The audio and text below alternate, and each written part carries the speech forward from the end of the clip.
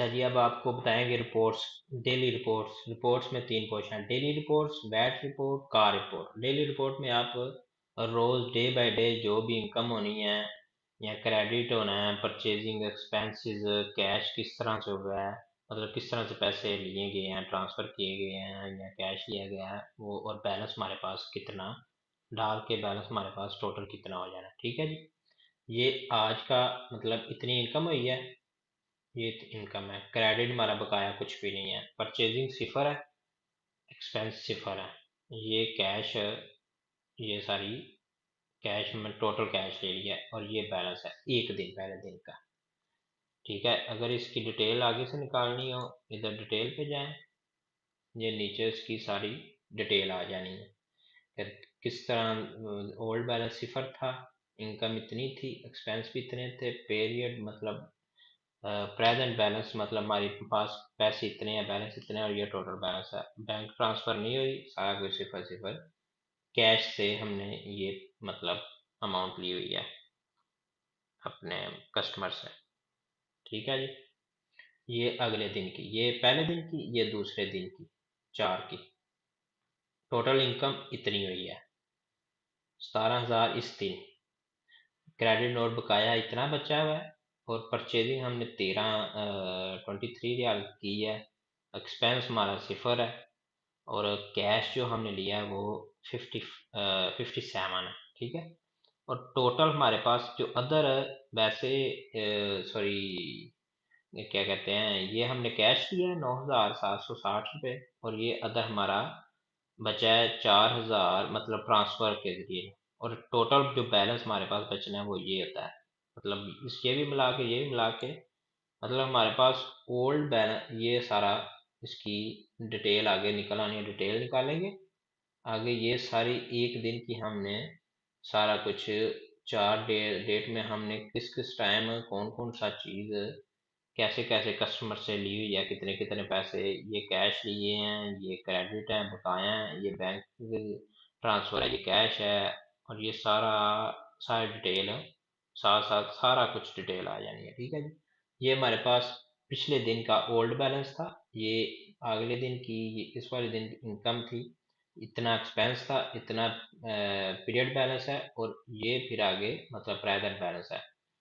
ये कैश हुआ, ये कैश हुआ, ये बैंक ट्रांसफर हुई है, मतलब इतना बैंक में पहले सिफर था, इतनी इनकम हुई है बैंक वाली, और इतना एक्सपेंस हुआ है बैंक के जरिए हमने दिया है, और इतनी प्रेजेंट बैलेंस है हमारे पास बैंक में, और ये स्पैन से। ठीक है, ये सिफर है बैलेंस, पहले इतनी इनकम हुई है, इतने एक्सपेंस जितना भी है लिखे, और प्रेजेंट जो हमारे पास पीरियड बैलेंस जो हमारे पास मौजूद बैलेंस वो इतना है, और ये मतलब टोटल बैलेंस। ठीक है जी। ये हो गया डेली बाय डेली, और एंड पे हम किसी भी निकाल सकते हैं, मतलब डेली का हम इधर डेट लिखनी है, डेली का हम कोई भी डेट लिखेंगे, उस डेट का जितने भी हमने किए हुए हैं वो आ जाएगी। ठीक है जी। आगे आगा weight, weight report. Weight report रोज डे बाय डे की वैट रिपोर्ट ये है। पहला वैट, ये इनवाइस नंबर है, ये डेट, ये इनवाइस नंबर, ये टोटल एक दिन मतलब तीन को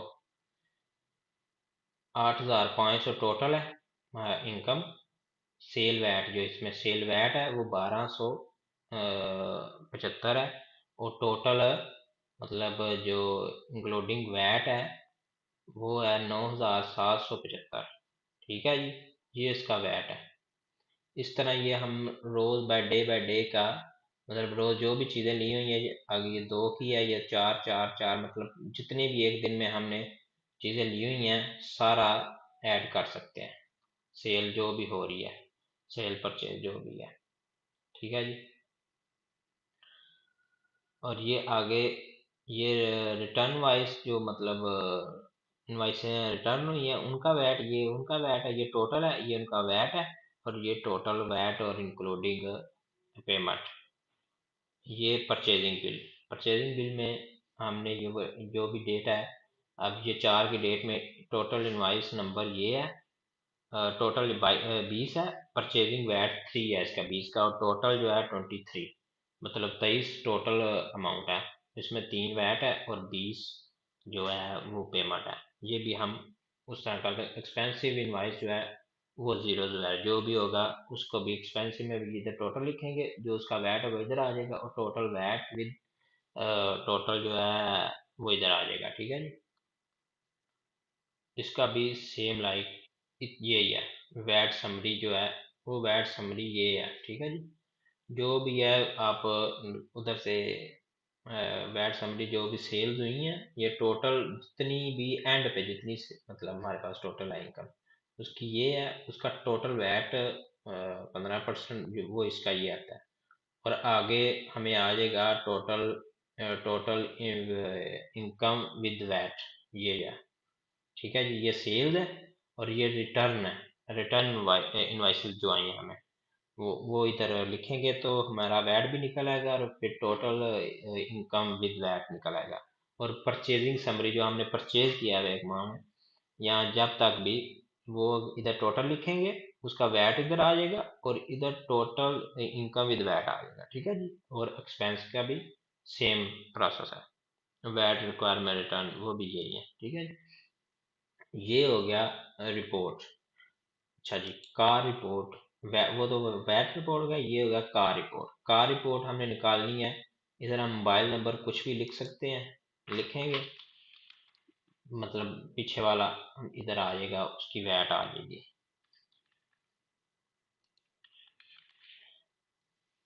कार रिपोर्ट्स आ जाएगी।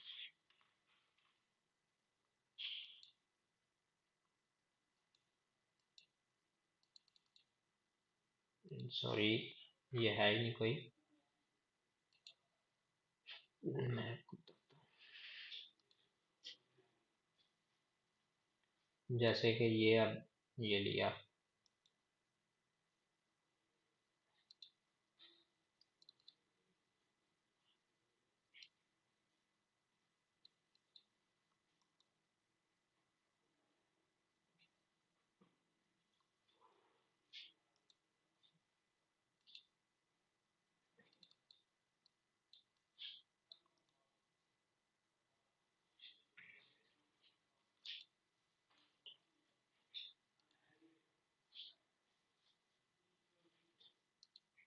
इधर से इसका हमने लिया कि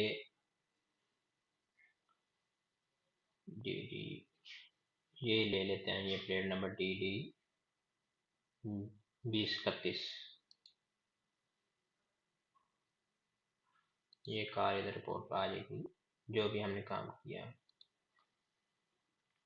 डी डी 2031 ये हमने दो, ठीक है जी, दो गाड़ियाँ आ गई हैं। इन कस्टमर इनवाइस नंबर ये है 5 है। Customer type individual, customer name आ जाना है, कंपनी अगर कंपनी का है तो कंपनी नेम आएगा, मोबाइल नंबर है तो मोबाइल नंबर ऊपर आएगा, दो मोबाइल नंबर सेम। डेट है तो डेट डेट भी आ जाएगी। टोटल कितने हैं, ये टोटल है 20 टोटल है, उसका 3 वैट है। टोटल इनकम जो है वो टोटल इनकम विद वैट जो है 23 है, पेड है, सारा कुछ आ गया है। अगर रिमेनिंग है तो इधर इधर रिमेनिंग आ जाएगा। और ये अगर व्यू करना है तो आप व्यू भी कर सकते हैं। ये इसका टोटल जो फतूरा बना हुआ है कि ये क्या काम है क्या नहीं था, उसकी मॉडल, गाड़ी का नाम, नंबर, वगैरह सारा डिटेल गाड़ी की आएगी, क्या काम किया हुआ है गाड़ी का, वो सारा कुछ इसमें गाड़ी की रिपोर्ट्स आ जाएंगी। ठीक है जी। ये था एयरपोर्ट वाला जो है ना पार्ट्स।